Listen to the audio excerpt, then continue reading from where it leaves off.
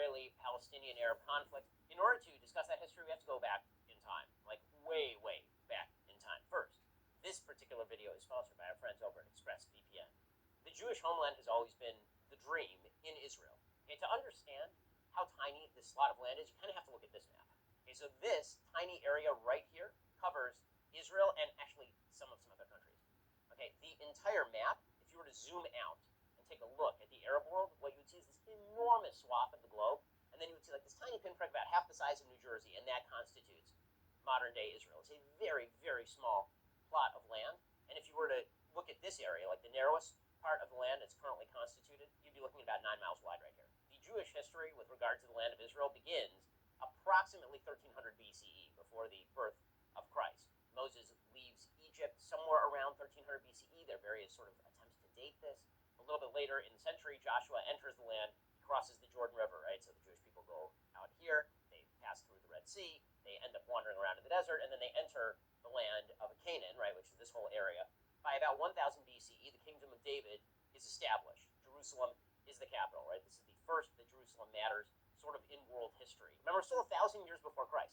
By 957 BCE, the first temple of Solomon is built. It is built in Jerusalem. Now remember, this is still a good 1,600 years before the rise of Islam. There's a lot of infighting among the Jews. There's a separation between the kingdom of Judah and the kingdom of Israel. Those are two separate kingdoms. And you end up with ancient maps that look sort of like this, right? This ancient map is the kingdom of Israel, which was 10 of the tribes. And then you have the kingdom of Judah, which is the one that was governed by the Davidic line. The first exile that happens to the Jews happens in 722 BCE when the Assyrians rush in from the north. You see the Assyrian Empire at the top of this map. They rush in from the north. Then there's another exile that takes place in 586 BCE. This is the Babylonian exile. So from way the hell out here on this map, the Babylonians come in, they conquer the land, and they destroy the first temple. In 515 BCE, there's this great return from Babylonia, and the second temple is built. In 63 BCE, the Romans take over. So Pompey, at that point, not the emperor, but just a general, takes over the area, and Judea becomes a vassal state. And Judea remains a vassal state of the Roman Empire, basically through the end of an independent Jewish kingdom. It's called Judea at this point. It is not called Israel. 70 CE is the destruction of Jerusalem. There's a Jewish revolt against the Roman government because of bad administrative practices and because of infighting and because of a crackdown on religious practice, and Jerusalem is destroyed. And not only is Jerusalem destroyed, the Second Temple is destroyed at the time as well. 130 to 136 CE, there is a massive revolt by the Jews under a general named Simon Bar Kokhba. The Bar Kokhba revolt was extremely damaging to the Roman Empire. They had to expend extraordinary resources in order to stop the Bar Kokhba revolt, which is why it was almost an independent kingdom for a solid 4 or 5 years there. They renamed the area Palestine as an insult to the Jews. That's why it was named Palestine. So when people say historic Palestine, understand that the existence of Palestine was meant as a name, as an insult to the Jews, who were considered the historic inhabitants of the land, and it is first used in 136 CE, a solid 1,200 years after the Jews first enter the land at a minimum. Now finally, we get to the founding of Islam. So Islam finally is founded around the 7th century CE. Arabs take over this land in about 636 CE. In 1099, the Crusaders decided they are going to take back the land, and from 1099 to 1291, the Crusaders are fighting battles with the Islamic world and establish rule inside Jerusalem and inside Israel. In 1291, the Crusaders are defeated, and a Muslim group called the Mamluks take over. They rule for a couple of hundred years. In 1517, the Ottoman Empire, another Muslim empire, takes over the entire area. Now understand, since the destruction of the Kingdom of Judea, there has not been a single independent state called Palestine set up any time in here. It has always just been a territory of an outlying empire, and pretty sparsely populated, actually, because there wasn't a lot there, as it turns out. The Ottoman Empire, this entire time from 1517 to 1918, till the end of World War I, during that time, they really didn't want Jews settling in the land, and so they had barred Jewish land purchase. You actually could not buy land in this area if you were Jewish. Jews started to make sort of backdoor deals with local Arabs to buy their land, and so you start seeing Jews trying to escape various places from which they've been exiled for, thousands of years, back to the Holy Land. There's a constant Jewish presence here. Throughout all of these exiles, there's never no presence of Jews in, for example, Hebron, or in Jerusalem, or in various areas of the Holy Land. But the first major aliyah, which is termed the aliyah in Hebrew, that means to go up, right? Because there's a spiritual rising that takes place when you go to the Holy Land. The first aliyah is around 1882. It's late 19th century, and it's mostly Russians attempting to escape pogroms that are happening in Russia.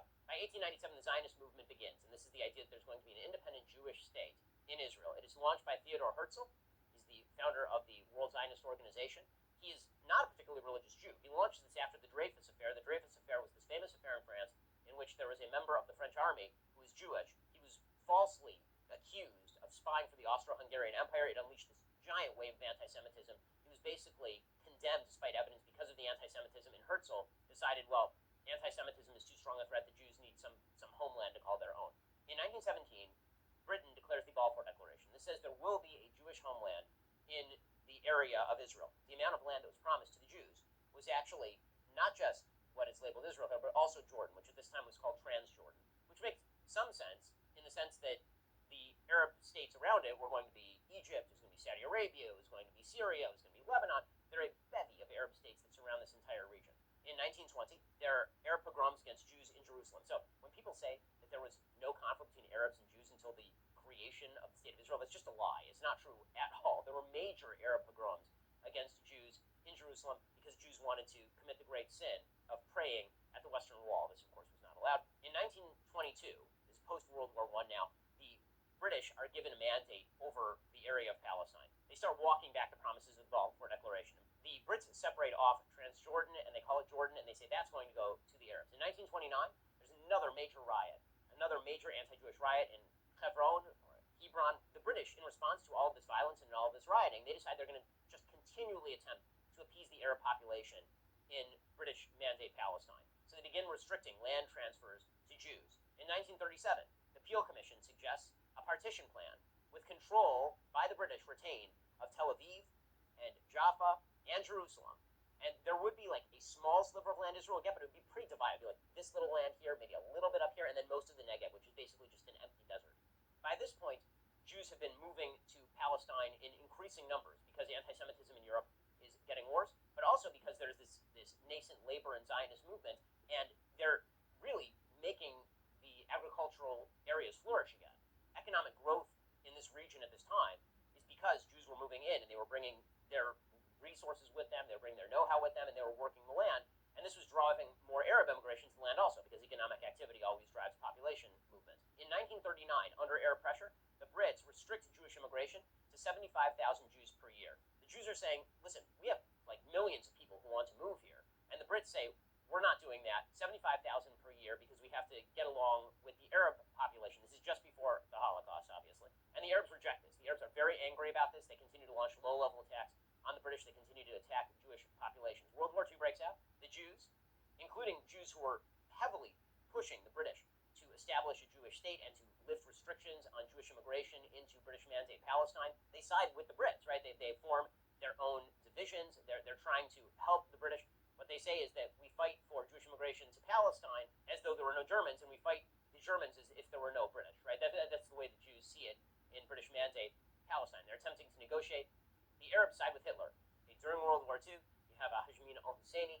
He is the Grand Mufti of Jerusalem, one of the Palestinian leaders at the time, the Arab leaders at the time. And he was literally meeting with Hitler, attempting to encourage Hitler to establish a final solution in the Holy Land should the Germans be able to conquer that area, which the Germans came pretty close. I mean, you had Rommel literally in Egypt, right? Rommel was over here. Okay, so fast forward, you're now after World War II. Still, the British Mandate is limiting the amount of Jewish immigration into British Mandate Palestine because they're attempting to keep this conflict between the Jews and the Arabs simmering at a lower level. Okay, 1947, there's a UN partition plan because now the British Mandate in Palestine, they want to end it, they want to withdraw, they don't want to be there anymore. So the UN says, okay, we're going to vote on a partition plan. It retains Jerusalem as internationally governed. Okay, so it would not have been Jewish territory or Arab territory. It would have been internationally governed. It's just this fragmented, ridiculous state. Okay, the state for the Jews would have been like a slice here, a little bit of a slice of the coastal area here, and then the Negev desert down here. The Jews are like, give us whatever you got, right? Whatever you're going to give us, we will take. The Arabs instead decide that they're going to launch a bunch of low-level conflicts. So there's this kind of low-level, quiet war that's going on for about a year with Arabs attacking Jewish settlements and attempting to kill Jews, and Jews attempting to defend themselves. May 14th, 1948, the British Mandate officially ends. Israel declares its independence. Right? This is Yom HaAtzmaut, or as the Arabs like to call it, the Nakba, right? They call it a disaster that Israel was established. The leader of Israel at this time is David Ben-Gurion. Ben-Gurion is no right-winger. He's no hardcore right-winger.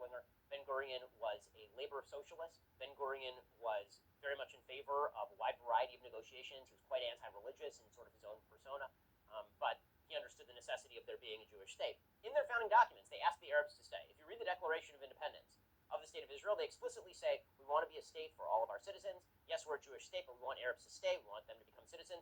Instead, all of the surrounding Arab countries declare war. Israel is surrounded on every side by hostile states.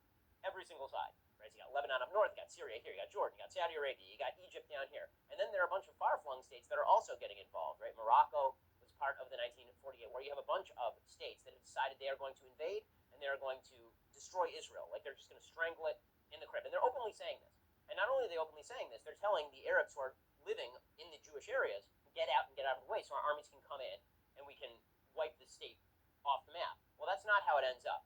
Right? The way that it ends up is that the Jews end up basically retaining pretty much everything that's on this map, with the exception of the old city of Jerusalem.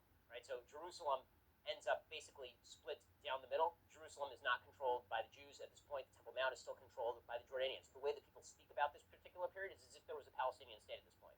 There was not. By 1964, the Arab states have decided that they need almost a propaganda effort here. So they create the Palestine Liberation Organization. The Palestine Liberation Organization is a terrorist group. It explicitly calls for the destruction of Israel. Now you will note, at this point, Israel does not control any of this or any of this. So when they say Palestine Liberation Organization, they mean this whole thing, right? That whole thing is supposed to go away because Israel doesn't even control that at that point. And they're not calling for Palestine to be liberated from Jordan or from Egypt. They're calling for the complete destruction of the state of Israel. Okay, so in 1967, the Arabs mobilized for all-out war. And this includes Egypt, it includes Jordan, it includes Saudi, it includes Syria. This is going to be the big war where they finally get rid of this nascent Jewish state that is less than 20 years old, right? And this is just less than 3 decades after the Holocaust. And Israel instead launches a preemptive war. They see this coming. They destroy the entire Egyptian Air Force on the ground. And in 6 days, they proceed to take the Golan Heights, which is this area of Syria. Israel takes over the entire Sinai Desert, takes all of Judea and Samaria to the Jordan River, takes all of the Gaza Strip, takes control of the old city of Jerusalem. And they do all of this in 6 days, which is why it's considered a miracle by the state of Israel. I mean, it's an unbelievable military performance. So in 6 days, they take what was going to be the war for their destruction, and they proceed to expand their borders from this tiny thing to this, and all of this. Israel then proceeds to give up like all of it, right? So Israel keeps the Golan Heights because that's a military necessity. The UN calls for Israel to withdraw from occupied territories. Now, the language here matters if you care about the UN. I don't happen to care about the UN. I think it's a garbage organization. But if you do care about the UN, there's a resolution put forward by the UN Security Council. It calls for Israel to withdraw from occupied territories, not the occupied territories. Now, that makes a difference because if it said the occupied territories, presumably it would mean anything Israel won, it would have to withdraw from if you care about the UN, which you really shouldn't. But it says occupied territories, which means subject to negotiations. The 67 Arab League Summit happens, and they agree in Khartoum, Sudan, on the 3 no's. No peace, no recognition, no negotiations. And these are the 3 no's that are going to govern the Arabs all the way through, basically until now, until the Abraham Accords. These were the 3 no's that mattered. And this is all the way in 1967. So whenever people talk about there needs to be a 2-state solution, why couldn't they have come to an agreement? Because literally one side said there will be no peace, no recognition, and no negotiations. One side has accepted every single peace deal provided to it to this point in time.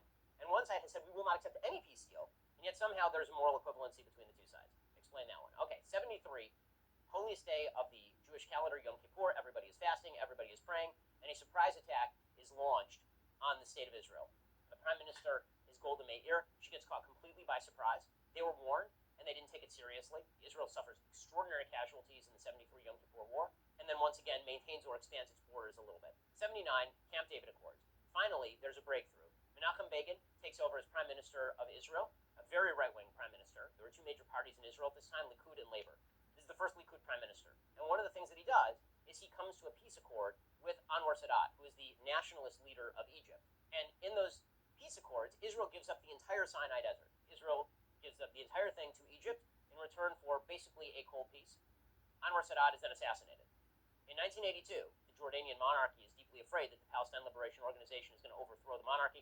They expel the Palestinians. The Palestinians end up in Lebanon, tens of thousands of Palestinians. Palestinian terrorist groups begin firing rockets over into Israel from South Lebanon. In 1982, Menachem Begin launches a war in Lebanon. Israel ends up basically going all the way up to the capital of Beirut and nearly occupying the entire country.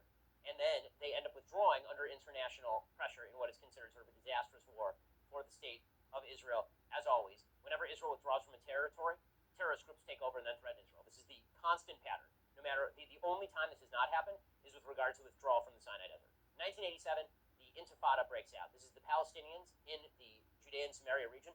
The reason that I use the terms Judea and Samaria is they are more historically accurate. People call it the West Bank.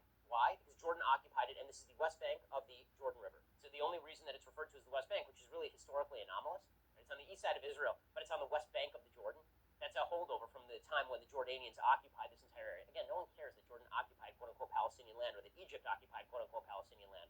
They only care when Jews occupy historically Jewish land. That's when things start to get really hot and bothered. Okay, so anyway, the Intifada breaks out in 1987. You get these widespread riots and violent confrontations and terrorist attacks all the way from 1987 to 1991.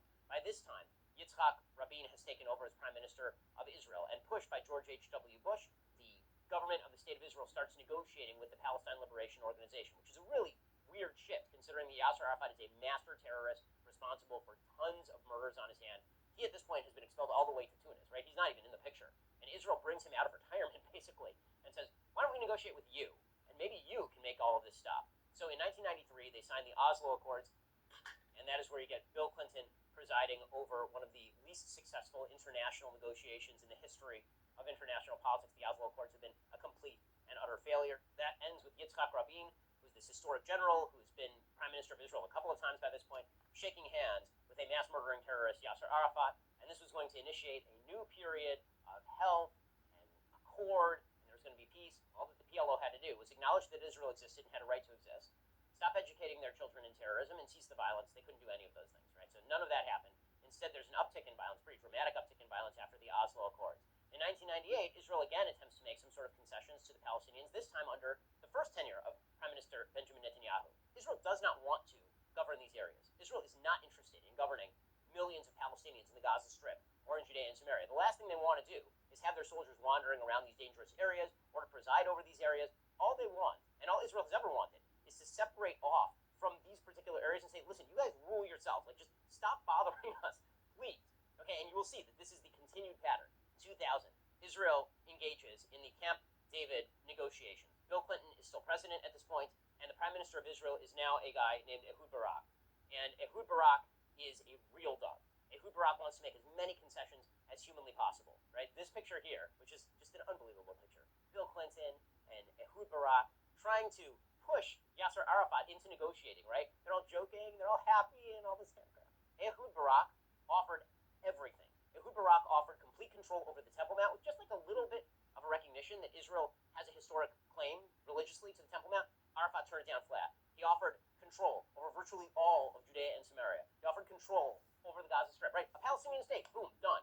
Arafat does not even negotiate. He just launches a massive round of violence. I remember this because I was actually in Israel right about the time they launched the Intifada, and there were suicide bombings on a fairly regular basis. They blew up a Sparrow's pizza shop. I was supposed to be at that corner like a couple of hours later. This was a thing that was really scary. It was really violent. Remember, he launched that not after Israel did something aggressive. He launched that after Israel offered him everything he could possibly want if he weren't a damn liar who just wanted Israel wiped off the map.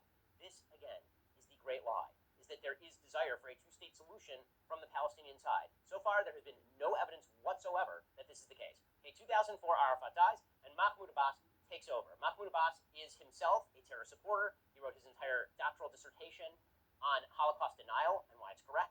Israel, in 2005, under the auspices of Ariel Sharon, who's one of the great hawks in Israeli history, right? He was the general in the 1973 war who ended up pushing all the way down close to Cairo. He was called the bulldozer. He's this famous general. He unilaterally withdraws from the Gaza Strip. There are a bunch of Jewish areas right in the northern tip of the Gaza Strip. Jewish soldiers went in and removed Jewish settlements in the Gaza Strip. These are places people have lived for decades. They removed them, and they just turned them over to the Palestinians. Hamas, a terrorist group, immediately rushed in and burned everything. They burned the greenhouses, they burned all the Jewish houses, they knocked down all the good infrastructure, and then they just took over the place. This is when you start to see a difference emerging among the Palestinians in terms of governance. You've got Judea and Samaria, the West Bank here, you've got the Gaza Strip here. In 2005, Abbas wins the Palestinian elections, but only because Hamas and Islamic Jihad boycott the elections. In 2006, after Israel withdraws from Gaza, remember, Israel's not in control of anything here now. Hamas wins an election. So the first move is not, oh, look, Israel wants to make concessions and make peace with us. The first move is, why don't we elect a terrorist group to actually represent us? Okay, in 2008, Israel's response to this is, what if we just offer you everything? So Ehud Olmert becomes Prime Minister of Israel, and he proceeds to offer everything to Abbas. He gives him basically the same offer, but better than the offer that Barak gave in 2000. He offers everything. He offers Judea and Samaria. He says, we're going to keep some of the big Israeli settlements that exist here, but we're going to give you land swaps. You can keep the Gaza Strip, everything. Abbas does not even bother to issue a counteroffer. He just walks away from the table and launches violence. Gaza war begins 2008. Missiles flying in from Gaza. This is the first Gaza war. Israel has to go in Operation Cast Lead and shut that down. 2014, this breaks out again. Another giant rocket attack from Hamas in Gaza. Israel has to go back in 2014 and shut it down. And that brings us to today, 2021, another Gaza war in which Hamas has decided to launch rockets at the state of Israel. The real reason for that has nothing to do with land disputes in Jerusalem. The real reason has to do with the fact that Mahmoud Abbas was about to hold an election in April. He canceled it because he knew he was going to lose to Hamas. As always, the best way to garner support when it appears that you're about to go down is to start blaming the Jews and start trying to kill them. You can start an arms race between yourself and Hamas on how many Jews they can kill. So that brings us to where we are right now in 2021. A few decades ago, private citizens used to be largely that. Private. Well, what changed? The internet. Think about everything you browsed or searched for, or watched or tweeted. Now imagine all of that data being crawled through and collected and aggregated by third parties into a permanent